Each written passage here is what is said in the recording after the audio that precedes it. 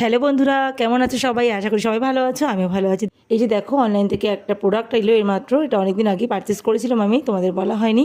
ভাবলাম তোমাদের সামনেই আনবক্স করি। এই অয়েল ডিসপেন্সারটা আমি ফ্লিপকার্ট থেকে পারচেস করেছি। খুব ভালো হয়েছে না বলো? আমার তো ভীষণ পছন্দ। অনেকদিন থেকে ইচ্ছা ছিল একটা এরকম তেলের কন্টেনার কিনবো। সবসময় রান্না করি যে বোতলের মধ্যে তেলগুলো রাখি, অনেক রকম বোতলে আমি তেল রেখেছি, চেঞ্জ করে কোনোটাতে সুবিধা হয়, কোনোটাতে হয় না। তারপর দেখলাম অনেকেই কিনেছে, অনেক রকম এখন অনলাইনে পাওয়া যায় অয়েল ডিসপেন্সার, যেগুলোকে না অনেক টাকা দিয়ে কিনেও অনেক রকম প্রবলেম দেখা দেয় পরে, যে সাইড দিয়ে তেল গড়ায়, তারপরে তেলের যে জগগুলো থাকে সেগুলো দিয়েও তেল গড়ায়। আমি সেটাও কিনেও দেখেছি। তারপরে দেখলাম এটা রিভিউটা দেখলাম খুব ভালো। আর এবং অনেক ব্লগ দেখেছি, ব্লগেও যারা যারা এটা ইউজ করেছে প্রত্যেকে ভালো রিভিউ দিয়েছে। প্রত্যেকে বলেছে এটা ভীষণ ভালো, তেল ঢালতেও সুবিধা। দেখো প্যাকেটটা কেটে কত সুন্দর, ইজিলি আমি তেলটাকে ঢেলে নিচ্ছি। একটু বাইরে পড়ে যাওয়ার ভয় নেই, কোনো রকম ফানেলের প্রয়োজন নেই, ডাইরেক্ট ঢালতে পারছি। এবং এক একটা ডিসপেন্সারে 900 ml করে তেল আটে। আর এখনকার যে প্যাকেটগুলো থাকে তেলে, তার মধ্যেও কিন্তু 900 ml, কোনটা 850 ml থাকে তেল।